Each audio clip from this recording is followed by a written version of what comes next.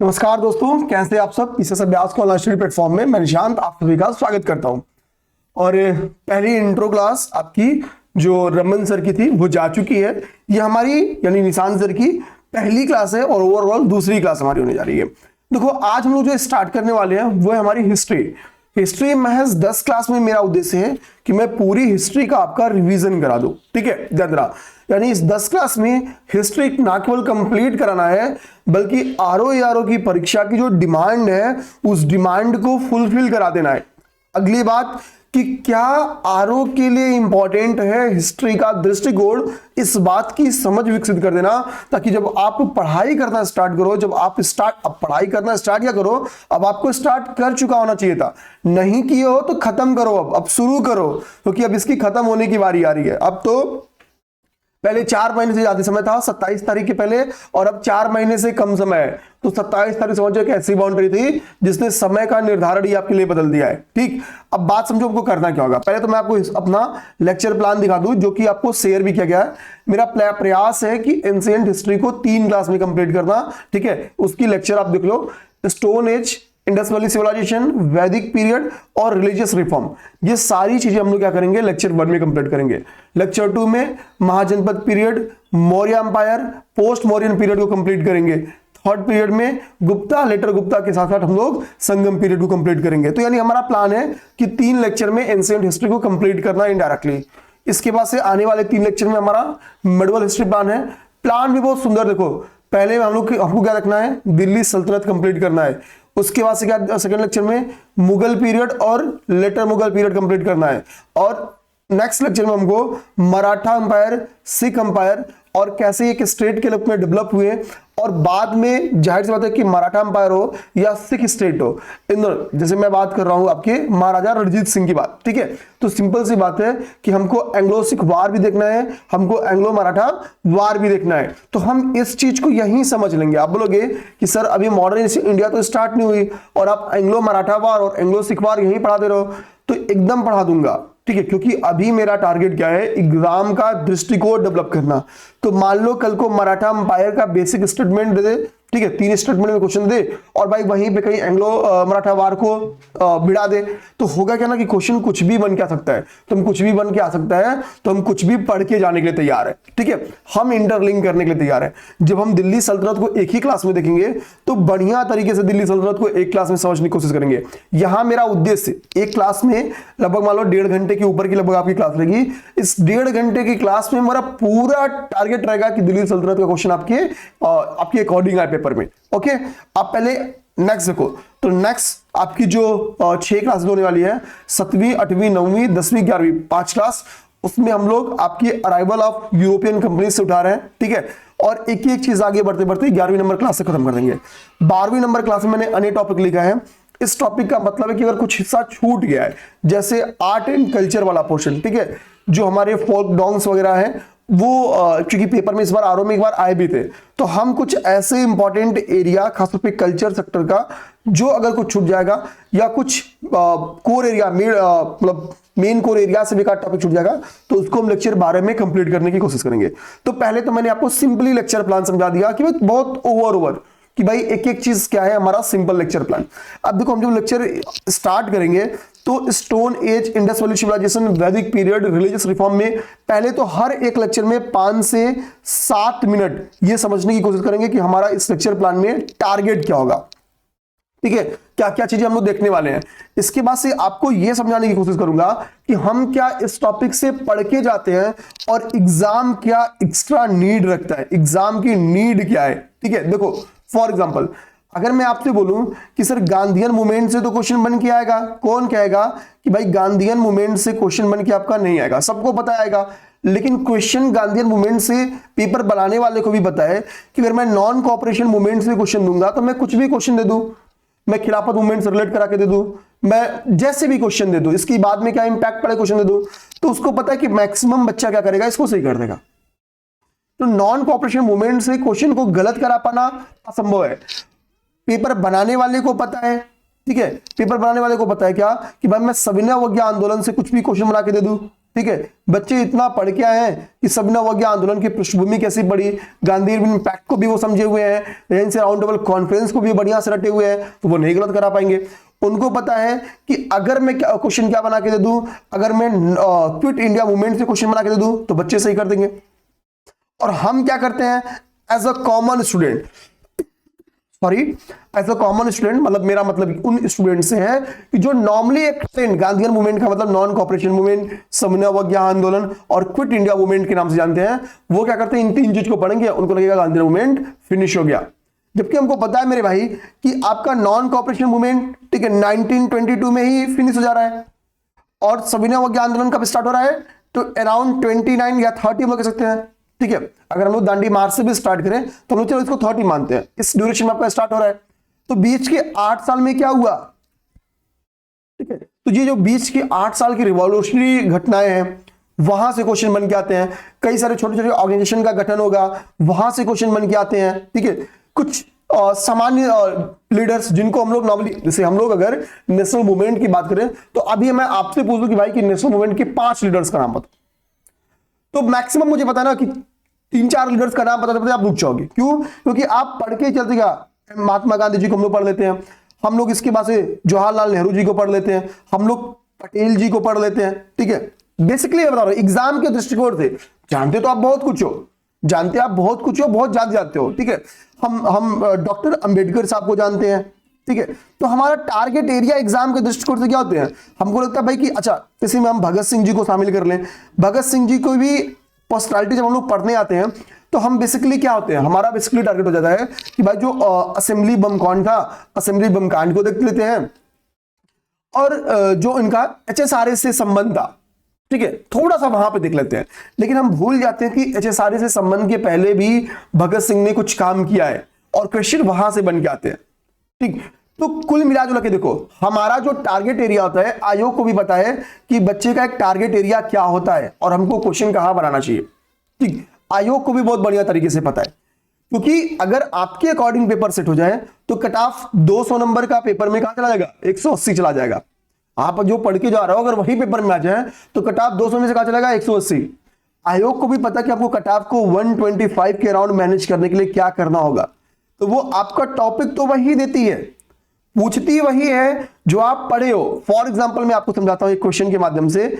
जैसे आप जब पढ़ना स्टार्ट करते हो गांधीयन मूवमेंट, तो हम लोग इनिशियल मूवमेंट देखते हैं गांधी जी का। जैसे यहां पर अगर मैं दिखाऊं कहां मैंने लिखा है, ठीक है, हम लोग देखो यहां पे क्या है, लेक्चर नंबर 9 में हम लोग पढ़ने वाले हैं इनिशियल गांधीयन मूवमेंट। तो इनिशियल गांधीयन मूवमेंट में हम लोग क्या पढ़ने वाले हैं कि भाई 1915 में जब गांधी जी आते हैं भारत में, तो आफ्टर 1915 से जब तक नॉन कॉपरेशन मूवमेंट स्टार्ट हो रहा है, यानी 1919, इसके बीच के जो मूवमेंट थे उसको हम लोग इनिशियल मूवमेंट के नाम से जानते हैं।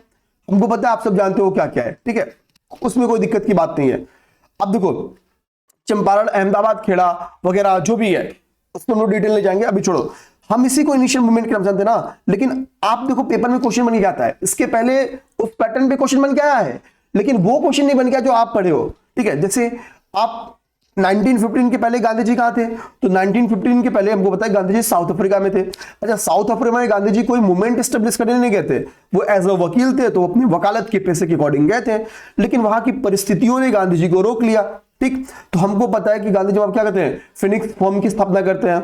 गांधी जी वहां पे न्यूज़पेपर्स के माध्यम से, पत्र पत्रिकाओं के माध्यम से जनमानस को जागरूक करने की कोशिश करते हैं। पेपर में आपसे क्वेश्चन बन के आया कि गांधी जी के रामराज जी के वो 2 कॉन्सेप्ट कौन से हैं, तो सत्य और अहिंसा है। ठीक, तो गांधी जी के जो साउथ अफ्रीका में प्रिंसिपल्स थे, वो सारी चीजें ऑलरेडी आपकी एक बार पेपर में बन के क्वेश्चन आया है, एक एक चीज बन के आया हुआ है। लेकिन इस बार जब आपको मैं अभी क्वेश्चन दिखाऊंगा तो देखो क्या बन के आता है। पहले एक एक चीज समझो आप लोग, पहले आपको ना एक डाउट भी आपका क्लियर करूंगा कि लोगों को लगेगा कि भाई कि पेपर में क्वेश्चन, जैसे पहले जो क्वेश्चन समझा रहा था वही समझाता हूं आपको। क्वेश्चन क्या बन गया है गांधी जी का, तो क्वेश्चन था ससर रिजल्ट का क्वेश्चन था। क्वेश्चन कह रहा है कि दक्षिण अफ्रीका के संघर्षों ने गांधी जी को राष्ट्रीय आंदोलन के नेतृत्व के लिए तैयार किया। ठीक है, देखना, the struggle in South Africa prepared Gandhi ji to lead the national movement, कि भाई नेशनल मूवमेंट को आप लीड करिए, इसके लिए प्रिपेयर किसने किया, साउथ अफ्रीका के जो स्ट्रगल्स थे। ठीक, तो मैंने ये बताया भाई 1915 के पहले लंबे सालों के लिए कि गांधी जी साउथ अफ्रीका थे। हमने कई सारे एफर्ट्स देखे, ये स्टेटमेंट तो सबको पता है, ये स्टेटमेंट सबको पता है। और आप ये नहीं कहोगे कि ये सर एकदम यूनिक सा क्वेश्चन बना के दे दिया। पैटर्न देखो, इस क्वेश्चन को वही लगा पाएगा जो क्या करता, जो केवल रटने पे काम नहीं करेगा, जो थोड़ा सोचने पे काम करेगा। जैसे देखो इस बार यूपी पीसीएस में जो जस्टिस पार्टी वाला क्वेश्चन बन गया था, तो जस्टिस पार्टी का क्वेश्चन क्या था कि भाई जस्टिस पार्टी क्या थी, एक मतलब गैर ब्राह्मण विरोधी पार्टी थी या ऐसे सब कुछ स्टेटमेंट बनाया था। आप देखो जस्टिस पार्टी के बारे में हम लोग को पहला जो टॉपिक मिलता है वो कहां मिलता है, जब साइमन कमीशन आती है। भाई साइमन कमीशन के समर्थन करने वाली पार्टीज थी और साइमन कमीशन का विरोध करने वाली पार्टीज थी। तो जस्टिस पार्टी उन पार्टीज में थी जिसने साइमन कमीशन का समर्थन किया था, और साइमन कमीशन का विरोध करने वाली पार्टी कौन सी थी, तो जाहिर सी बात है उसमें कई पार्टीज के साथ कांग्रेस भी थी। समझना बात को। तो एक पार्टी क्या कर रही है, एक आइडिया है साइमन कमीशन, एक पार्टी उस आइडिया का समर्थन कर रही है और दूसरी पार्टी उस आइडिया का विरोध कर रही है। तो समझना बात ये भी होगी ना कि जो पार्टी जिस आइडिया का विरोध कर रही है, ठीक है, और एक पार्टी उस आइडिया का समर्थन कर रही है, तो उन दोनों पार्टीज में भी क्या होगा, मत में डिफरेंट होगा, उसमें भी मत एकता नहीं होगी। वो एक दूसरे को शक की नजर से देखेंगे, एक दूसरे को क्या बेसिकली एक को। अब होगा क्या, तो जस्टिस पार्टी यही थी। जस्टिस पार्टी को लगता था कि भाई जो कांग्रेस है वो अपर वर्ग की पार्टी है, वो शहरी के वर्ग की पार्टी है, वो जो लोअर क्लास है उनकी पार्टी है ही नहीं है।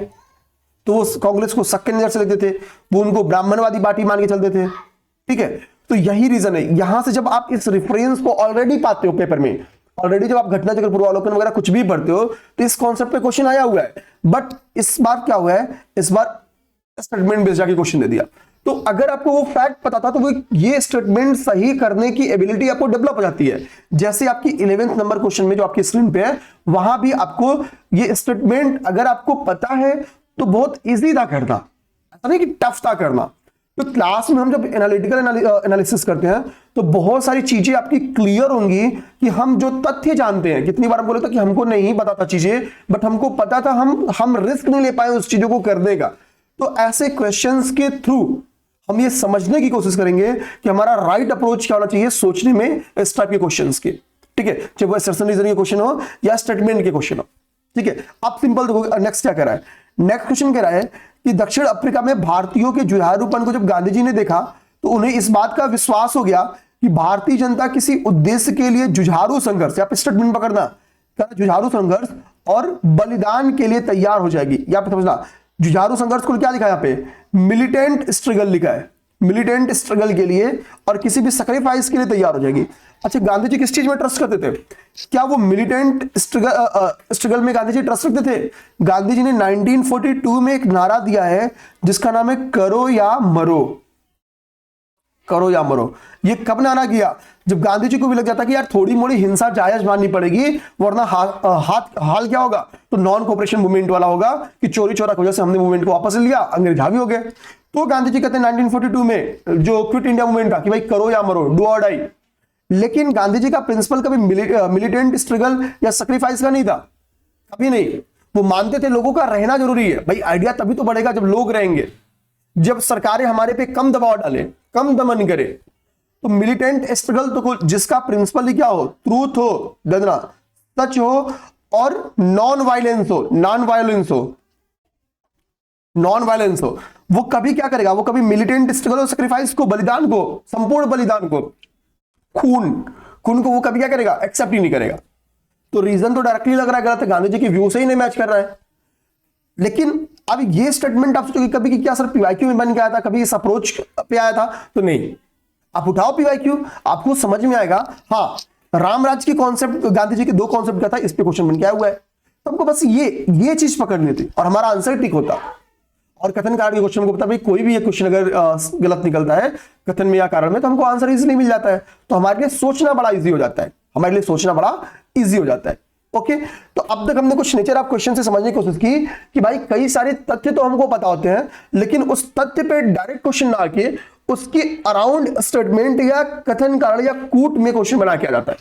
एक तो हमने कॉन्सेप्ट ये क्लियर किया। अब आओ मैं आपको दिखाता हूं कि पेपर के एक बार जिस परीक्षा को आप देने वाले हो, इस परीक्षा को समझते हैं। देखो, हम जो आपका लेक्चर प्लान तैयार किया, पहले एक बार लेक्चर प्लान को देखो।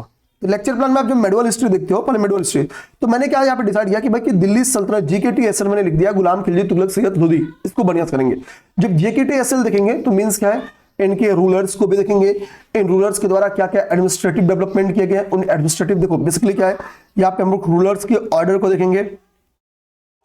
ठीक है, एक तो क्या सिंपल कि गुलाम खिलजी, तुगलक, सैयद लोदी, इनका आने का क्रम हो गया। ये क्या, ये डायनेस्टीज हैं, ये वंश हैं। अब इस वंश में भी कई सारे शासक हैं, जैसे गुलाम डायनेस्टी की हम लोग बात करें तो कुतुबुद्दीन ऐबक आता है, कुतुबुद्दीन ऐबक के बाद से उसका गुलाम, ठीक है, इल्तुतमिश आता है। फिर गुलामों की एक सिलसिला क्या है, इल्तुतमिश की बेटी रजिया आती है, फिर वो सिलसिला चलता रहता है। ठीक है, तो ऑर्डर आते हैं। ऑर्डर के बाद से क्या है, ऑर्डर में क्या है कि एक तो डायनेस्टी का ऑर्डर और दूसरा रूलर्स का ऑर्डर। तो डायनेस्टी का ऑर्डर तो बड़ा इजी होता लगाना। जैसे अगर मैं पूछूं कि भाई काम करो कि मौर्य पीरियड पहले आई कि गुप्ता पीरियड पहले आई, तो समझना आसान है। लेकिन मैं मौर्य पीरियड के लास्ट के रूलर्स को उठा लूं और गुप्ता पीरियड के लास्ट के रूलर्स को उठा लूं, ठीक है, और दोनों को मिक्स कर दो, भाई इसको अरेंज कर दो, टफ क्वेश्चन बन जाएगा। तो ऑर्डर पे अगर कभी डायनेस्टी में क्वेश्चन आता है तो बड़ा आसान होता है, लेकिन अगर रूलर्स पे क्वेश्चन आ जाए तो टफ होता है। जैसे इस बार पेपर में क्या कहता, आप सैयद पे देखो, ठीक है, सैयद डायनेस्टी पे, ठीक है, सैयद डायनेस्टी पे बहुत क्वेश्चन बन के नहीं आए, बल्कि आई नहीं है। सैयद डायनेस्टी पे क्वेश्चन भी नहीं आया, क्योंकि सैयद डायनेस्टी में क्या है, लास्ट में जौनपुर की में देखेंगे सरकी डायनेस्टी का न्यूज पड़ जाता है। तो सैयद पे उतने क्वेश्चन बन के आए ही नहीं है। लेकिन इस बार इसने क्या किया कि काम करो भैया, सैयद डायनेस्टी में इसने पूछ दिया कि आप क्या करो, रूलर्स को अरेंज करो। रूलर्स का नाम दे दिया, बोला कालानुक्रम की तरफ से अरेंज करो। ठीक, तो वो हमारे दिमाग से खेल रहा है। उनको पता है कि अब तक हमने सैयद डायनेस्टी पे कोई क्वेश्चन नहीं दिया, तो लोग सैयद को छोड़ेंगे। और उनको भी पता है सैयद पे बनाएंगे क्या, कुछ डेवलपमेंट तो किया नहीं सैयद ने। तो एक चीज तो है ना कि उनकी वंशावली पूछ दे, यहां से क्वेश्चन बना सकते हैं। तो आयोग देखो, बस आयोग को पता है कि हमने कहां काम नहीं किया है, और आयोग को यह भी पता है कि बच्चे कहां काम नहीं करेंगे। वो उस एरिया से जाके क्वेश्चन को डिफाइन कर रही है। हम भक्ति मूवमेंट में खूब पढ़ेंगे, हमने सब कुछ पढ़ा। आयोग कहां से क्वेश्चन पूछे, तुलसीदास जी के ऊपर। आपको ट्रस्ट नहीं, पता नहीं इस बात का विश्वास शायद आने वाले ड्यूरेशन में आप लोग करो, मैं अभी आपको दिखाता भी हूं। ठीक है, तो जब मेरा यहाँ पे दिल्ली सल्तनत हम कंप्लीट करने वाले हैं, तो मेरा फोकस यहाँ पे प्राइमरी फोकस क्या है, यहाँ पे हम एडमिनिस्ट्रेशन को देखेंगे। दिल्ली सल्तनत की सभी जो GKTSL है, इन पांचों में ने क्या एडमिनिस्ट्रेटिव डेवलपमेंट किए, हम इस एडमिनिस्ट्रेटिव डेवलपमेंट को बहुत बढ़िया तरीके से समझने वाले हैं। ठीक है, ताकि सेपरेटली किसी एडमिनिस्ट्रेटिव डेवलपमेंट के ऊपर क्वेश्चन पूछ दे कि किसके ड्यूरेशन होगा, ये किस चीज से संबंधित है, तो हम समझ जाए।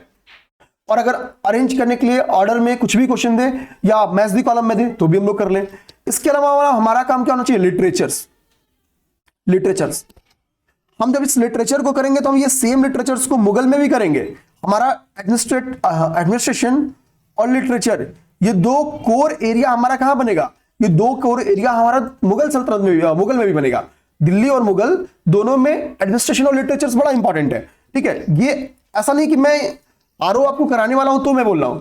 मैंने इसके पहले जब भी क्लासेस अपनी बनाई है तो मैंने हमेशा कहा है आपको एडमिनिस्ट्रेशन और लिटरेचर में फोकस करना है, क्योंकि यहां से क्वेश्चन गलत कराने की संभावनाएं ज्यादा होती हैं। ठीक, गलत कराने की अच्छी खासी संभावनाएं होती हैं। अब देखो आरओ जैसी परीक्षा में आपको ध्यान देना होगा, अभी मैं आपको दिखाऊंगा भी कि 5 क्वेश्चंस, ध्यान देना, 20 क्वेश्चन टोटल आए थे आपके, और इनमें 5 क्वेश्चन अकेले आपके लिटरेचर्स के ऊपर थे। 5 क्वेश्चन लिटरेचर के ऊपर थे। तो सोचो, आप कुछ भी पढ़ जाओ, आप पूरी एंशिएंट हिस्ट्री पढ़ जाओ, तो आपको पेपर में कितने क्वेश्चन मिलेंगे, 3 से 4 क्वेश्चन, और 5 क्वेश्चन अकेले लिटरेचर के ऊपर है। और पूरी हिस्ट्री पढ़ने में, पूरी एंशिएंट पढ़ने में आप कम से कम दोगे 20 से 25 घंटे, मतलब 15-20 घंटे तो दोगे ना। मैं मान लो 15-20 घंटे में आपकी 15 घंटे में पूरी पढ़ाने वाला हूं, आप तो खुद से दोगे। और उसमें से अगर आपको ठीक से 2 घंटे लिटरेचर पढ़ो तो 5 क्वेश्चन से हो जाएगा। और ऐसा नहीं कि ये कोई ट्रेंड अभी आया, ये आया हुआ ट्रेंड था। इस ट्रेंड पे पेपर में क्वेश्चंस ऑलरेडी आए हैं, बट डिफरेंसेस क्या था आप बोलोगे सर, तो डिफरेंसेस में क्या था, एक तो डायरेक्ट क्वेश्चन भी इस बार के पेपर में लिटरेचर से थे कि ये लिटरेचर किसके द्वारा लिखा गया, ये लिटरेचर किसके द्वारा लिखा गया।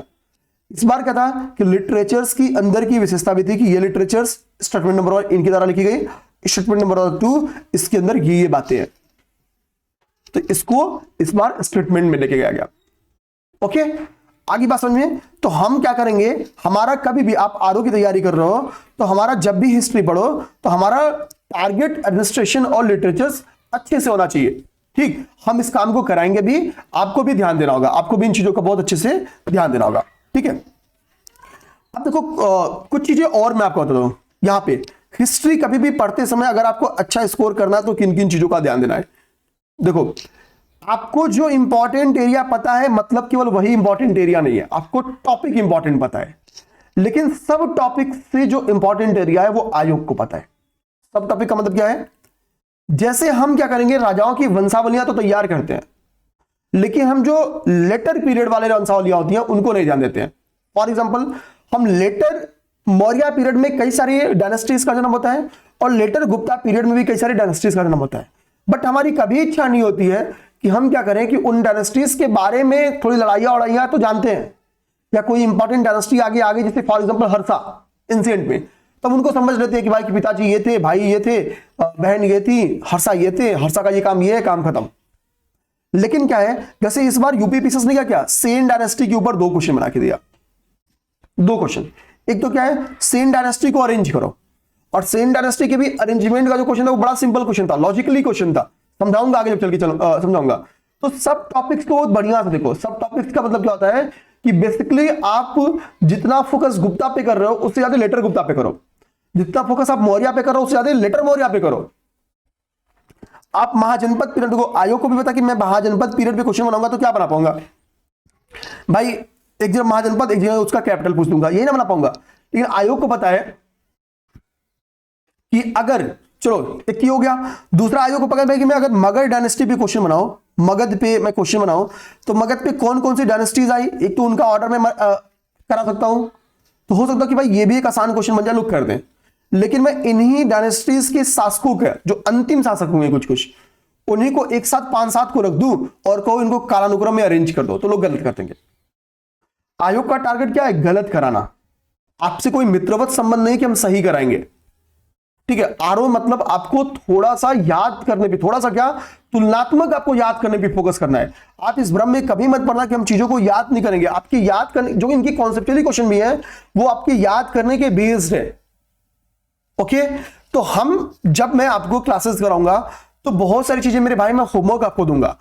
आपका काम क्या होना चाहिए कि उन चीजों को तैयार करना होगा, होमवर्क करना होगा, ठीक है। मैं मैक्सिमम चीजें करा दूंगा आपको, लेकिन आपको और एक्स्ट्रा करना होगा। देखो, रिजल्ट एक क्लास में बहुत से लोग पढ़ते हैं, लेकिन रिजल्ट पूरे क्लास का नहीं होता है। कारण क्या है कि टीचर की क्लास से ज्यादा क्वेश्चन उसके होमवर्क का दमदार होता है, क्योंकि होमवर्क वो एरिया होता है जहां पे टीचर इस बात की अपने एक्सपीरियंस से आपको देता है कि ये वही वो एरिया है जहां से क्वेश्चन आ सकते हैं। लेकिन ठीक है, क्लास में कराए जाने से बस समय खर्च होगा, बहुत इंपॉर्टेंस होती नहीं, खुद से भी आप कर सकते हो। इसके लिए टीचर केवल इशारा करता है, आपको वो काम करना होगा। देखो, आप अपना समर्पित समय दो हमको, हम आपको परिणाम देंगे, सीधी सी बात है, निश्चिंत रहना इस बात के लिए। तो हमको सब टॉपिक्स पे फोकस करना होगा, जो सेमी इंपॉर्टेंट टॉपिक्स होते हैं ना, छोटे छोटे, जैसे आप गांधीयन मूवमेंट फोकस करो, नेशनल मूवमेंट में कोई दिक्कत नहीं है, महात्मा गांधी। लेकिन आप यहीं पे जो रिवॉल्यूशनरी मूवमेंट है, यहां पे आपको अच्छे से काम करना है। आप कांग्रेस पे फोकस करो, कोई दिक्कत की बात नहीं है, लेकिन कांग्रेस के अलावा अदर पार्टीज भी हैं जिनका संबंध देश की आंतरिक या बाह्य आजादी से है। आंतरिक आजादी का मतलब क्या हुआ कि भाई स्ट्रक्चरल चेंज।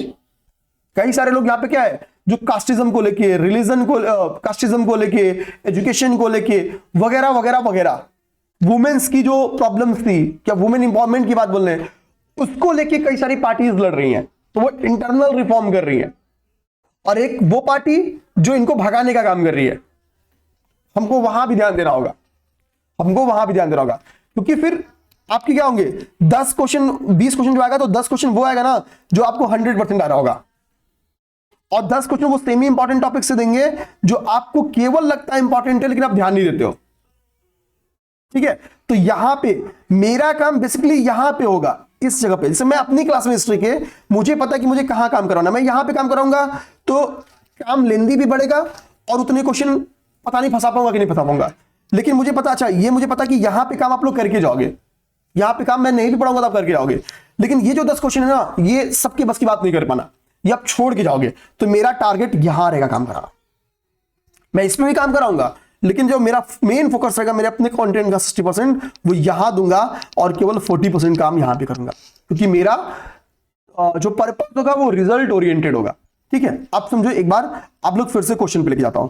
अब देखो क्वेश्चन क्या बन गया है, हम लोग ध्यान से देखेंगे तो क्या कह रहा है, कह रहा है कि सैयद वंश के सुल्तानों के कालानुक्रम को अरेंज करें। ठीक है, तो सैयदवंद के जो सुल्तान थे उनको क्रोनोलॉजिकल ऑर्डर में अरेंज करना है। आ गया? ठीक है, अब देखिए चलो एक एक क्वेश्चन को आपको दिखाता हूं। अब पूरी जीके टीएसएल पर जाओ, पूरी की पूरी दिल्ली सल्तनत पढ़ के आया क्या क्वेश्चन? भाई सैयद डायनेस्टी के सुल्तानों को अरेंज करो। जबकि मुझे पता है कि 99% लोग ये चीज मतलब 90% तो मिनिमम लोग नहीं तैयार होंगे। क्यों? उनको पता है कि हमको यार की थोड़ा सा जो बाकी चीजें वो ज्यादा इंपॉर्टेंस होती है। ठीक है, यही चीज मैंने दक्षिण अफ्रीका वाली से आपको गांधी जी का समझाया, यही चीज गांधी जी से समझाया आपको। बीच में कोई और क्वेश्चन तो नहीं था? अच्छा भाई तीसरा क्वेश्चन आपको समझाता हूं। यहां पे देखो, अब देखो ये मैंने बोला ना कि जो अदर टॉपिक्स लिखा हूं, तो भाई नृत्य और राज, ठीक है, तो आर्ट एंड कल्चर वाले पोर्शन था, ये पीवाईक्यूज में आता भी है। आप किसी भी साल का पीवाईक्यू लगाओगे तो आएगा। ठीक है, ध्यान देना। अच्छा एक इसमें अब यहीं पे पीवाईक्यू का नाम ले लिया तो एक चीज और समझा दो। देखो आजकल यूपीपीएससी का एक टारगेट क्या बना है, उसने देखा कि भाई 2023 की परीक्षा में जो स्टूडेंट्स हैं वो केवल 30 साल की पीवाईक्यू पढ़ के गए होंगे अगर यूपीपीसीएस का, तो करंट अफेयर के साथ उनका प्री निकल गया। सच्चाई बताता हूं आपको, अगर केवल 30 साल का पीवाईक्यू देखेंगे तो उनका काम निकल गया था।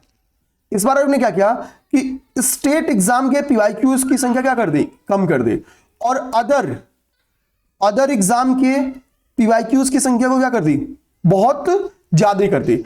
जैसे आयोग का टारगेट इसको घटना चक्र में लिखे यूपीएससी के क्वेश्चन है, ये टारगेट क्वेश्चन है आयोग के, यहां से क्वेश्चन दे रहा है।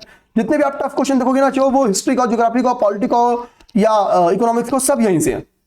इसके अलावा सेकंड क्या है, आयोग क्या करे, यूपीपीसीएस जो मेंस का पेपर है, आयोग का जो यूपीपीसीएस मेंस का पेपर है, तो मेंस के पेपर के वो क्वेश्चन या वो टॉपिक्स जिसका संबंध आज के पहले कभी प्रीलिम्स में नहीं था, नहीं दिए हैं, उन टारगेट से आयोग कवर कर रहे हैं। और इसके अलावा वो लोग क्या कर रहे हैं कि थोड़ा सा अदर एग्जाम जैसे आरएएस और एमपीपीसीएस उठा रहे हैं। ये सबसे ज्यादा जो क्वेश्चन उठा रहे हैं वो यहां से उठा रहे हैं, लगभग 20 से 25 प्रश्न आपके आरओ में भी आते हैं और यूपीपीसीएस में भी। ठीक है, ध्यान देना। 4 से 5 क्वेश्चन यहां से आ रहा है, 3-4 क्वेश्चन, 4 से 5 क्वेश्चन, और 4 से 5 क्वेश्चन इनके यहां से भी आ रहे हैं। ठीक है, और यही 3 से 4-5 क्वेश्चन का रेफरेंस उनके संबंधित एग्जाम से, मतलब आरओ प्री का आरओ प्री में और यूपीपीसीएस प्री का यूपीपीसीएस प्री में। तो समझे ना, तो रिपीटिशन तो अभी भी मिनिमम इतनी है, मिनिमम इतनी डायरेक्ट रिपीटिशन है अभी भी। टॉपिक तो बहुत सारे रिपीट है, टॉपिक की तो तुलना करोगे तो पेपर ही पार हो गया। ओके, समझना बात को। ये भी चीज बहुत इंपॉर्टेंट बताया हूं आपको, ये चीज बेहद इंपॉर्टेंट बताया मेरे भाई, इसको बहुत हल्के में लेके मत चलना। ये चीजें वही बता पाएगा आपको जिसने, देखो एक तो क्या ना, आप तुक्का सुन के आते हो कि सर कहां से आ रहा है कहां से नहीं आ रहा है। दूसरा क्या, जब मैं यहां पे एज अ जिम्मेदारी अपनी आता हूं ना, तो मैं काम करके आता हूं। ऐसा नहीं कि मुंह उठा के मैंने पीआईक्यू का लेके आ गया और आपको लगा समझाने। मुंह उठा के आके, अब तक 30 मिनट की लेक्चर हो चुकी है, 30 मिनट ऐसे समझा पाना, मतलब बल्लेबाजी करना बड़ा कठिन है। हाँ, 5 मिनट में हालत खराब हो जाएगी। तो काम करके आपको बता रहा हूं, आपकी ऐसे सुनी सुनाई बातें नहीं बताता हूं मैं। तो विश्वास रख के आप काम करना, जिसको लगे नहीं सके इस आंसर पे, आप एक बार खुद जाके मिला लेना। ओके, हाँ आ जाओ नेक्स्ट क्वेश्चन दिखाता हूं आपको। नेक्स्ट क्वेश्चन, अच्छा अब देखो नेक्स्ट क्वेश्चन क्या है, किसको नहीं पता कि संवाद कौमुदी, देखो फिर एक लिटरेचर पे क्वेश्चन आया। ठीक है, लेकिन इस बार इस लिटरेचर के क्वेश्चन को क्या कथन और कार्य में कन्वर्ट किया। डिफरेंसेस देख मेरे भाई यहीं पे है, आप जो पढ़े हो क्वेश्चन उसी पे, आपको क्या लगेगा कि यार कि पढ़ा हुआ है, बट पैटर्न बदल गया। अब तक डायरेक्टली क्या पूछा था, संवाद कौमुदी के संस्थापक कौन है या संपादक कौन है। अब क्या पूछ दिया भाई, संवाद कौमुदी क्या थी, तो एक बंगाली साप्ताहिक पत्रिका थी राजा राम मोहन राय का। और इसमें आगे की बात कर रहा है, क्या कह रहा है कि विधवा जलाने की प्रथा की निंदा करते हुए इसमें लेख प्रकाशित किया गया। ठीक है, आगे बात समझे, तो उसके अंदर की एक बात लिख रहा है। ठीक है, अच्छा कथन काल में तो कुछ भी डाल देता है, व्याख्या करे ना करे उनके पास सारा ऑप्शन है सही करने का, तो दिक्कत की बात नहीं होती उनकी। अब देखो लिटरेचर से फिर क्वेश्चन देखो, मेडुअल पीरियड के लिटरेचर से, फुतुहात सलातीन, फुतुहात फिरोजशाही, तारीख फिरोजशाही इसके पहले पेपर में आया हुआ है, और खजानुल फुतूह भी आया हुआ है। ठीक है, तो अभी मेरा ये नहीं कि ये दिखाना कि कहां कौन सा पीवाईक्यू से कौन सा नहीं है, आप सब समझ भी रहोगे कौन सा पीवाईक्यू है कौन सा नहीं है, मैंने बना भी चुका वीडियो इसके पहले। तो समझो बात को, ये भी फैक्चुअल इंफॉर्मेशन था। अब इसके लिए तो आप ये नहीं कहोगे ना कि नहीं सर हमको तो ट्रिकी पॉइंटिंग की बुक पढ़नी होगी। ठीक है, ऐसा नहीं है। ओके, ऐसा नहीं मेरे भाई, आ जाओ हम और भी इंपॉर्टेंट आपको बताते हैं। देखो बंकिम चंद्र चट्टोपाध्याय के ऊपर, अब आप बताओ जब हम लोग क्या कहते हैं सामाजिक धार्मिक सुधार आंदोलन भी पढ़ते हैं तो हम लोग कुछ इंपॉर्टेंट जो पर्सनालिटीज उनको पढ़ते हैं। ठीक है, राजा राम मोहन राय, ठीक, राजा राम मोहन राय जी के बारे में पढ़ते हैं। और आप क्या पढ़ेंगे, जितने इंपॉर्टेंट पर्सनालिटीज हैं बस उन इंपॉर्टेंट, आर्य समाज, देव समाज। ठीक है, देव समाज तो बहुत कभी लोग पढ़ते होंगे। ठीक है, बेसिकली हमारा लगता है कि हमने ब्रह्म समाज पढ़ लिया, हमने आर्य समाज पढ़ लिया, हमने ठीक है विवेकानंद के जो एफर्ट्स हैं वो देख लिया, तो हमको लगता है हमारा सामाजिक धार्मिक सुधार आंदोलन कंप्लीट हो गया। बट आयोग क्या कहते हैं कि भाई सेमी इंपॉर्टेंट टॉपिक है वहां से देखिए क्वेश्चन, वहां से देखिए क्वेश्चन, करो सही, क्योंकि आयोग का टारगेट गलत कराना है। तो अब क्वेश्चन कहां से आया, बंकिम चंद्र चट्टोपाध्याय के ऊपर आया। ठीक है, क्या है कि वो कलकत्ता विश्वविद्यालय के प्रथम स्नातक थे और सीताराम उनका अंतिम उपन्यास है। फिर एक लिटरेचर को लेके गया, वेरी इंपॉर्टेंट एरिया लिटरेचर समझना। ठीक है, अब आपको दिखाता हूं, बस आप एरिया सीखते चलो, आपको लगेगा कि सर हम तो कुछ भी पढ़ जाएं। अब केवल पर्सनालिटी अगर कोई लिख के दे दे कि भाई चलो 10 पर्सनालिटी ये है, इनको पढ़ के जाओ, इनसे क्वेश्चन आ जाए, तो मैं लिख के देता हूं कि टीचर्स भी 10 पर्सनालिटी लिख देना तो उनमें शायद बंकिम चंद्र चट्टोपाध्याय का नाम ना आए। ठीक, ध्यान देना। आते हम लोग आगे, आगे देखो आगे क्या है, बुरहान उल मुल्क सादत खां के संदर्भ में निम्नलिखित कथनों पर विचार करें। ठीक, हमको पता है भाई लेटर मुगल पीरियड आता है तो क्षेत्रीय शक्तियों का उद्भव हो रहा है, तो हम पढ़ते भी कि क्षेत्रीय शक्तियों में कि भाई हैदराबाद का संस्थापक ये है, अवध का संस्थापक ये है। ठीक है, ये सब चीज तो हम लोग पढ़ते भी है ना, तो उसी बेस क्वेश्चन था। ठीक, लेकिन इस बार क्वेश्चन क्या था, आगे जब चीजें आगे पढ़ेंगे तो डिटेल पढ़ेंगे, लेकिन ठीक है आप केवल संस्थापक ना पूछ के आगे भी थोड़ी सी बातें इसको इंक्लूड किया है। ये क्वेश्चन ऑलरेडी आया हुआ है, मतलब इस रेफरेंस से क्वेश्चन आया हुआ है तो हो जाता था। ठीक है, समझो बात को, ये भी फैक्चुअल इंफॉर्मेशन ही था, बस आपको क्या कर रहा है, आपके फैक्चुअल इंफॉर्मेशन को स्टेटमेंट और कोट में डालना शुरू कर रहा है। ठीक है, अब देखो गांधी जी का ये फैक्ट, अच्छा बताओ किसको व्यक्तिगत सत्याग्रह या सीमित सत्याग्रह के बारे में नहीं पता है, सबको पता है। ठीक है, सबको पता है, करा कि अक्टूबर 1940 में गांधी जी ने कुछ चुने हुए लोगों के साथ सीमित सत्याग्रह का आह्वान किया। यह सत्याग्रह इसलिए सीमित रखा गया ताकि ब्रिटेन के युद्ध के प्रयासों को ठेस पहुंचे। ठीक है, तो सीमित सत्याग्रह के कारण क्या है, इसको स्टार्ट करने के कारण क्या है, यही आपसे पूछ रहा है, सिंपली समझना। लेकिन इस बार आप पढ़ते हो और इस बार कथन कारण में इसको दे दिया, आप पीवाईक्यू उठाओ तो सीमित सत्याग्रह के ऊपर क्वेश्चन है। तो जो इंपॉर्टेंट टॉपिक है जहां से आप पढ़े होगे, हम क्या व्यक्तिगत सत्याग्रह, प्रथम सत्याग्रही कौन थे, द्वितीय सत्याग्रही कौन थे, तृतीय सत्याग्रही कौन थे पढ़ते हैं, कितने लोग व्यक्तिगत सत्याग्रह में शामिल थे ये पढ़ते हैं, टाइम ड्यूरेशन पढ़ते हैं। समझे बात को ना, आगे बात, अच्छा आगे आ जाओ, बिपिन चंद्र पाल के ऊपर क्वेश्चन, बिपिन चंद्र पाल के ऊपर क्वेश्चन आ गए। ठीक, अब हम लोग एक बार कंक्लूड करने को, देखो 20 क्वेश्चन आपके पेपर में आए थे, पेपर जो थे, चूंकि फैक्चुअली क्वेश्चन की संख्या थोड़ी आरओ में ज्यादा होती है, आपको बार बार क्लियर बता दूं, आरओ में अगर कोट में क्वेश्चन आ रहा है, कथन कांड में क्वेश्चन आ रहा है, तो इसका मतलब ये नहीं कि वो बहुत कॉन्सेप्चुअल क्वेश्चन बन गया। कॉन्सेप्चुअली क्वेश्चन आते हैं नो डाउट, लेकिन इनके कॉन्सेप्चुअल क्वेश्चन मैक्सिमम या तो यूपीएससी के कॉपी पेस्ट रहेंगे या अदर किसी परीक्षा में अगर कॉन्सेप्चुअल क्वेश्चन दिए तो वहां से कॉपी पेस्ट रहेंगे। नया शोध थोड़ा कम होता है, जैसे इस बार इनका जो दक्षिण अफ्रीका वाला क्वेश्चन था वो नया शोध था, तो ऐसे प्रश्न थोड़ा कम होते हैं, थोड़ा कम होते हैं। ओके, इस चीज को समझो। हमको क्या करना होगा, तो पीवाईक्यू की, अब देखो मेरा टारगेट क्या होगा एग्जाम को तैयारी कराने का टारगेट, तो भाई जो सिलेबस आपको रखा हूं उसी सिलेबस के पैटर्न पे जाऊंगा। ठीक है, उसी सिलेबस के पैटर्न पे जाऊंगा, लेकिन मैं मेरा काम आपको सही दिशा प्रोवाइड कराना है। ठीक है, 10 क्लास में आपकी आने वाले 20 से 25 दिनों में आपकी कितने नंबर तैयार हो जाएंगे, 20 नंबर की आप चाहोगे तो अपनी हिस्ट्री तैयार कर लोगे 20 क्वेश्चन मिनिमम, और 15 क्वेश्चन आपके मैथमेटिक्स रीजनिंग के, तो 35 क्वेश्चन आपके तैयार हो गए। अब आपका काम क्या होना चाहिए ना, आने वाले 20 दिनों में आपका टारगेट होना चाहिए कि ये 2 चीज प्लस जनरल हिंदी अपने हिसाब से रटते रहो, जनरल हिंदी छोड़ो मत रटना। एग्जांपल्स है मेरे भाई, याद करो, जिस भी मार्केट में कई बुक सोर्स हैं, एम कुमार की बुक है, राजपाल सर की बुक है, वासुदेव नंदन में एग्जाम्पल कम है, ठीक है, लेकिन 60% पेपर उसके बावजूद आ जाता है। देखो जैसे पर्यायवाची शब्द में 60-65 एग्जाम्पल है केवल वासुदेव नंदन में, लेकिन आपके पेपर में लगभग 6 से 7 क्वेश्चन यहीं से बन के आ गए थे 10 में से, बाकी में क्या होंगे, कम से कम 600 होंगे, मतलब 200 से 300 तो मिनिमम होंगे एग्जाम्पल, और अंक कितने 10, मैक्सिमम पूरा आ जाएगा कितना का 10, तो 3 क्वेश्चन एक्स्ट्रा। तो हमारा कहना है कि भाई आपके पास वासुदेव हो तो देख लो, नहीं तो कोई दिक्कत नहीं है। आपके पास जो राजपाल की बुक हो, एम कुमार की आजकल आई है मार्केट में, वो हो तो भी कोई दिक्कत की बात नहीं है। आदित्य की भी हो तो भी आपको रटना है, आपको चीजें याद करनी और लिख लिख के याद करना है। उन चीजों को लिखो, ठीक है, ध्यान देना, उन चीजों को लिखो, लिख लिख के चीजें तैयार करोगे तो गलतियां आपकी कम से कम हो जाएंगी। इसको ब्रेक ही मत करो। तो आने वाले 25 दिन में क्या होगा, आपका जनरल हिंदी स्ट्रांग होगा, प्लस 35 क्वेश्चन आपकी पीसीएस अभ्यास तैयार करा देगी। ठीक है, मैं तो अपनी क्लास के बीच में आपको बहुत सारा होमवर्क दूंगा, और जो मेरे होमवर्क और मेरे क्लास को कंबाइंड फॉर्म में अच्छे से करेगा, मैं 20 में 20 की तो गारंटी नहीं लूंगा, लेकिन इतना दावे के साथ कहता हूं, इतना दावे के साथ कहता हूं कि हिस्ट्री में जो मैक्सिमम सही करने वाला बंदा होगा ना, आप उसके समकक्ष होगे, आप मिनिमम 15 to 17 क्वेश्चन सही करते होगे।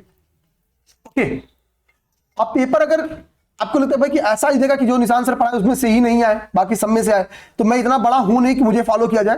ठीक है, तो एक तो ये दिक्कत नहीं आएगी आपके साथ।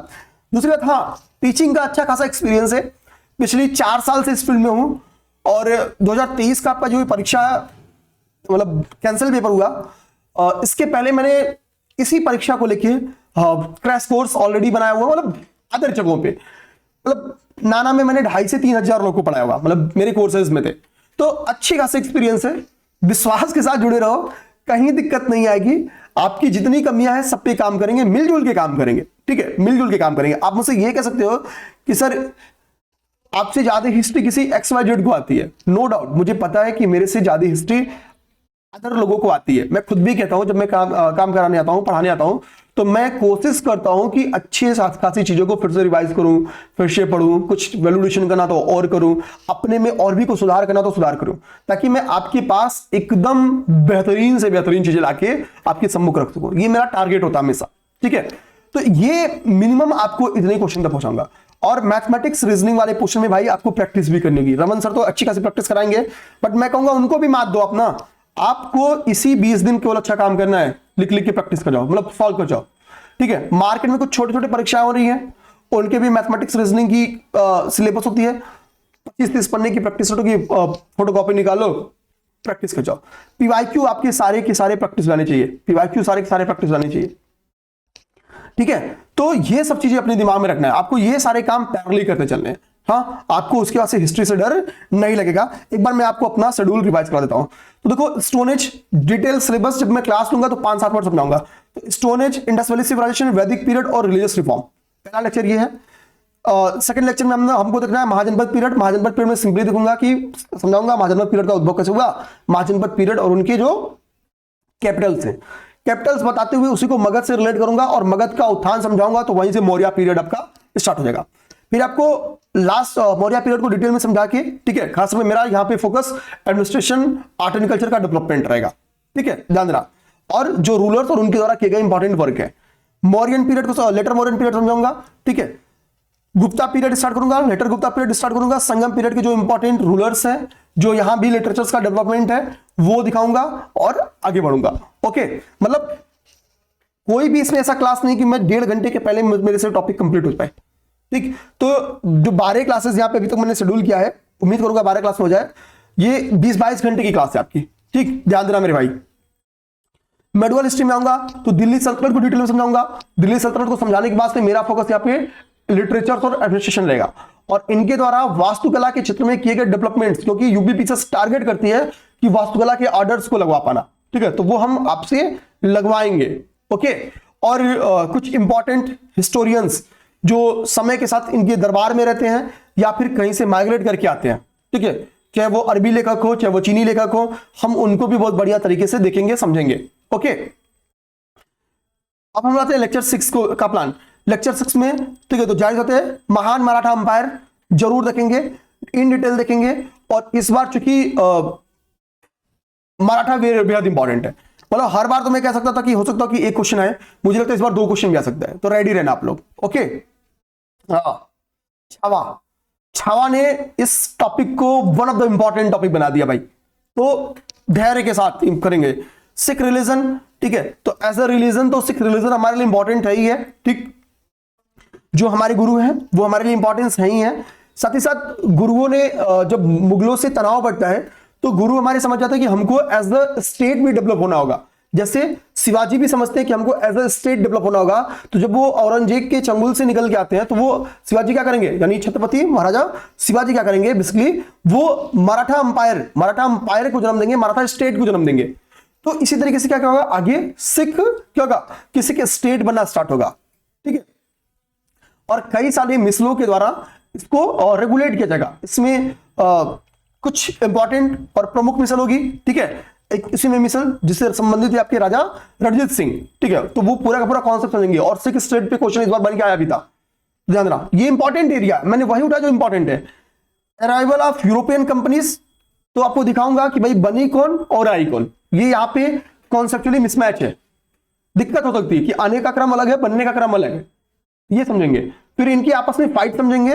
तो यहां पे क्या क्या लिखा मैंने, expansion of east India company, इसी में समझाऊंगा कि कैसे ईस्ट इंडिया कंपनी क्या कर रही है, यूरोपियन कंपनी से फाइट कर रही है। और डिफरेंट पुर्तगीज, डच, फ्रांस, और finally east India company boom कर रही है। तो ईस्ट इंडिया कंपनी के ऑफिसर्स आएंगे, यानी गवर्नर जनरल, वायसराय, ये लोग आएंगे। ब्रिटिश कंपनी के जो ईस्ट इंडिया कंपनी क्या करेगी, बंगाल में शासन करेगी। तो बंगाल का शासन कैसे करती है, तो यहीं पे हम लोग क्या करेंगे, प्लासी और बक्सर को भी देखेंगे। प्लासी और बक्सर का क्या इंपैक्ट हुआ वो भी देखेंगे यहीं पे, ठीक। तो बेसिकली यहां पे हम लोग इन डिटेल चीजें देखेंगे। ओके, नेक्स्ट क्लास में हम लोग गवर्नर जनरल और वायसराय की चार्ट ही क्या करेंगे, इंपॉर्टेंट तैयार कर लेंगे। जैसे बताए गवर्नर जनरल और वायसराय, तो गवर्नर जनरल और वायसराय की बाद में जो कार्यकारिणी होती है वो कई सारे पॉलिसीज बनाती है। तो ब्रिटिश पॉलिसीज हमारे लिए बड़ा इंपॉर्टेंट है। तो लेक्चर नंबर 8 में हम ब्रिटिश पॉलिसीज देखेंगे, खासकर जो उनका एग्रीकल्चर पॉलिसीज था, ठीक है। हमको पता कि अस्थायी बंदोबस्त, रैयतवाड़ी बंदोबस्त, महल वाले बंदोबस्त आता है, ठीक है। फिर आगे चल इनकी व्यापारिक एग्रीकल्चर नीति आती है, तो वो सब हम लोग देखेंगे। एजुकेशन को लेकर इनको क्या पॉलिसी हुई, 1813 का एक्ट याद करो, 1 लाख रुपए आते हैं। तो इनकी एजुकेशन की क्या पॉलिसी थी, प्रेस को लेकर रेगुलेट करेंगे बार बार। तो प्रेस की पॉलिसीज क्या थी, रेलवे आता है, सोशल रिफॉर्म्स होते हैं। हमारे यहां को पता है कि जो सती प्रथा थी, जो बाल विवाह था, जो हम लोग कह सकते हैं कि बधुआ मजदूरी थी, तो इन सबको रेगुलेट किया जाता है। तो हम सोशल रिफॉर्म को भी समझेंगे। लेक्चर 9 में हमको बताया कि भाई कि आफ्टर 1857 आईएनसी का गठन होता है। यहीं पे हम लोग क्या करेंगे, थोड़ा सा मतलब आईएनसी समझेंगे 8th और 9th में ही कहीं, ठीक है। तो अगर हम लोग अभी यहां पे आते हैं, आईएनसी समझेंगे, बंगाल डिवीजन समझेंगे, बंगाल का विभाजन कैसे हुआ, मुस्लिम लीग देखेंगे यहाँ पे, क्योंकि मुस्लिम लीग आएगी और आईएनसी और मुस्लिम लीग में तनाव आ जाएगा, ठीक है। ये केवल कहेगी मुस्लिम लीग मुस्लिम, और आईएनसी कहेगी कि ओवरऑल हिंदुस्तान चाहिए हमको, ये विचार की बात करेगी, ठीक है। होम रूल मूवमेंट को देखेंगे, वेरी इंपॉर्टेंट है। होम रूल मूवमेंट से क्वेश्चन आने के और आपसे गलत कराने की अपॉर्चुनिटीज होती है। होम रूल मूवमेंट करेंगे, फिर इनिशियल गांधी मूवमेंट को भी यहीं पे खत्म करेंगे। इन्हीं टॉपिक्स के बीच में हम लोग 1857 का रिवॉल्ट भी खत्म करेंगे, फैक्चुअली खत्म करेंगे, बहुत दिक्कत नहीं होगा, इजी खत्म हो जाएगा, ठीक है। लेक्चर नंबर 10 आ जाओ। तो लेक्चर नंबर 10 पे हम लोग क्या करेंगे, मास मूवमेंट जो है, जो जन आंदोलन है गांधी जी के, वो इस पर देखेंगे। जो ट्राइबल, यहाँ पे थोड़ा सा गलत लिखा गया है, जो ट्राइबल एंड पीसेंट मूवमेंट है वो खत्म करेंगे। और जो महत्वपूर्ण ऑर्गेनाइजेशंस है, ठीक है, मतलब गांधीयन मूवमेंट में कई सारे ड्यूरेशन क्या है कि कई सारे संस्थाएं और भी बनी है, क्रांतिकारी संस्थाएं बनी है। तो हम यहीं पे इन क्रांतिकारी संस्थाओं को भी देख लेंगे, ठीक है। और भी ऑर्गेनाइजेशन, जैसे यहाँ पे क्या है, हम चाहेंगे मतलब ऑर्गेनाइजेशन वर्ड है मेरा यहाँ पे ना, तो यहाँ पे पॉलिटिकल संस्थाओं की भी बात कर रहा हूं, पॉलिटिकल, ठीक है। जैसे HSRA की बात करूंगा, ऐसे नौजवान सभा की बात करूंगा, तो एक एक चीज हम लोग यहाँ पे देख लेंगे, ठीक है। यहीं पे हम लोग क्या करेंगे, जो आजाद हिंद फौज है, ठीक है, वो देख लेंगे, ठीक है। आईएनए यहीं पे देख लेंगे। तो ऑर्गेनाइजेशन को इन डिटेल वहां पे समझाऊंगा, जब 5-7 मिनट टॉपिक समझाऊंगा तो वहां पे इन डिटेल समझाऊंगा हमारा क्या टॉपिक होगा। 11th में सभी रिवॉल्यूशनरी एक्टिविटी एक साथ कराऊंगा, मतलब यहाँ पे भले मैं आपको लेक्चर नंबर, जैसे आप बंगाल डिवीजन स्टार्ट करते हो, बंगाल का विभाजन पढ़ना स्टार्ट करते हो, ठीक है, आपकी रिवॉल्यूशनरी एक्टिविटी स्टार्ट हो जाती है, लेकिन हम सारी क्या करेंगे, लेक्चर नंबर 11 में पढ़ेंगे, एक साथ पढ़ेंगे। वो इंटरनल भी पढ़ेंगे, यानी भारत में कौन सी रिवॉल्यूशनरी एक्टिविटी हुई, तो इंटरनल भी पढ़ेंगे, और एक्सटर्नल भारत के बाहर भी होती है। फॉर एग्जांपल गदर पार्टी, तो भारत के बाहर क्या रिवॉल्यूशनरी एक्टिविटी हो रही है, क्रांतिकारी गतिविधियां हो रही है, वो देखेंगे। और अन्य टॉपिक्स में बेसिकली इसमें कुछ आर्ट एंड कल्चर का पोर्शन, थोड़ा सा डांसिंग वगैरह छूट जाएगा, तो वहां पे देख लेंगे। और कुछ ऊपर की टॉपिक्स अगर छूट जाएंगे तो उन टॉपिक्स को यहां पे कंप्लीट करेंगे। 12 लेक्चर से ज्यादा मैं इसको नहीं खींचूंगा, ठीक है, भले, क्योंकि मैं बहुत सारी चीजें होमवर्क भी आपको दूंगा पहले, तो मैं उम्मीद करूंगा आपके पास इन बुक सोर्स में से एक सोर्स तो आपके पास होना चाहिए, क्योंकि फैक्चुअल जो इंफॉर्मेशन होंगी वो बहुत नहीं डिटेल जाऊंगा मैं, ठीक है। अब जैसे आपको आंतरिक सरकार का गठन मैं लिख के पढ़ाऊंगा तो यार वो याद कर लेना, तो समझे। अब जैसे अब सोचोगे कि सर संवैधानिक विकास का क्रम बता दो। फॉर एग्जांपल जो ईस्ट इंडिया कंपनी की ड्यूरेशन स्टार्ट हुई 1773 से, रेगुलेटिंग एक्ट से, तो फैक्चुअल इंफॉर्मेशन समझा दूंगा, बट मैं उम्मीद करूंगा कि आपके पास कुछ बुक हो। जैसे ये काम आपके पास लुसेंट होगा तो अच्छी बात है, नहीं तो जी का घटना चक्र अवेयरनेस जी का होता है।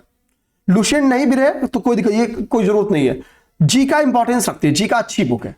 ये क्या है, घटना चक्र awareness, general knowledge awareness, general knowledge awareness, घटना चक्र की बुक है, 250-300 रुपए की आती होगी। मैं तो कहूंगा मार्केट से आप लोग ले लो, ये आपके लिए जो जानकारी है वो चार्ट फॉर्म में एक पास रखी है, ठीक है। तो ये आपकी क्लास को आसान भी बना देगी, आगे जितनी भी जीएस की क्लासेस होंगी सबको फैक्चुअली नॉलेज वाली चीजों को आसान बना देगी। तो सारे ऑर्गेनाइजेशन एक पास होंगे, सारे लिटरेचर एक पास होंगे, तो चीजें आपके लिए समझना भी बड़ा आसान होगा। तो जी का तो आप लोग अपने पास रखो, ठीक है। तो बहुत सारा जो होमवर्क होगा ना फैक्चुअली बेस्ड, वो यहां से हो जाएगा, ठीक है। घटना चक्र का पूर्वावलोकन आपके पास होना चाहिए, घटना चक्र पूर्वावलोकन आपके पास होना चाहिए। जनरल हिंदी की जो बुक सोर्स बताया हूं वो आपके पास होना चाहिए। खासतौर पर घटना चक्र पूर्वावलोकन सभी विषयों का हो, अभी तो मतलब मैं ये कहूंगा सभी विषयों का हो। और पैरेलली हमारे साथ आपको घटना चक्र पूर्वावलोकन खत्म करना है, एडी चोटी का जोड़ लगा दो, घटना चक्र पूर्वावलोकन हमारे साथ खत्म करोगे, ठीक है। करंट अफेयर के लिए मेरा प्लान अलग ही है, मैं बताऊंगा, बनाऊंगा, निश्चिंत रहो। मैं पहले 1 महीने में कोशिश करूंगा कि जो ये जीएस की चीजें खत्म करा दूं, ताकि बाद में जो भी बैचेस आएंगे वो अपने इसी अकॉर्डिंग हम लोग एक प्लान सेट करके कराते चलेंगे। गूगल मीट हमारा टाइम टू टाइम होगा, उसमें किसी को कोई दिक्कत नहीं आएगी। अच्छा, टेस्ट पे आपको ज्यादा से ज्यादा प्रैक्टिस करनी है, तो टेस्ट सीरीज मैं ये नहीं करूँ केवल मेरी ज्वाइन करो, मेरी ज्वाइन करने से केवल काम चलेगा ही नहीं। मैं तो केवल 12 टेस्ट करा रहा हूँ, 10 से 12 टेस्ट, ठीक है। आपको 24 लगाना है, इसमें 2 का गुणा करा दो, मिनिमम 24 लगाना है। तो मार्केट से कुछ पेपर्स उठाना स्टार्ट करो, ठीक है। मैं तो देखो इतने रुपए में कर दिया हूं भाई, 200 रुपए में 199 में हमने आपकी 12 टेस्ट कर दिए। एक टेस्ट का फीस 20 से 25 रुपया, 25 रुपया 30 रुपया जा रहा है ना, से सेट आपकी आप लगा लेना, ठीक है। तो सीधी सी बात करना कि आप इतना ही मार्केट में पाओगे पैसा, इतने में चोर मार्केट से, तो हमसे चोर मार्केट से क्यों लोगे? हम तो चोर मार्केट की कीमत पे ऑलरेडी आपको दे रहा है, ठीक है। आप क्या करो, मार्केट में पेपर्स मौजूद है तो आप उठाना स्टार्ट कर दो, हाँ। और हर 3 दिन में पेपर लगाओ, चाहे आप बिना मतलब आप पढ़ ही रहो ना, आप लगाने की मत पालो मेरे भाई।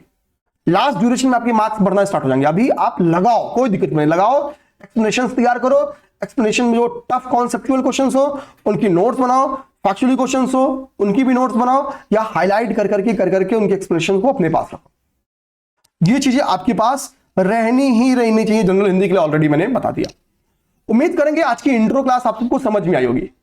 आज बस आपको यह दिखाना था कि हमारा मास्टर प्लान होना क्या है और क्या आपका एग्जाम की नीड है, ठीक है। तो कुछ अनर्गल आपको अपनी विद्वता नहीं दिखाऊंगा।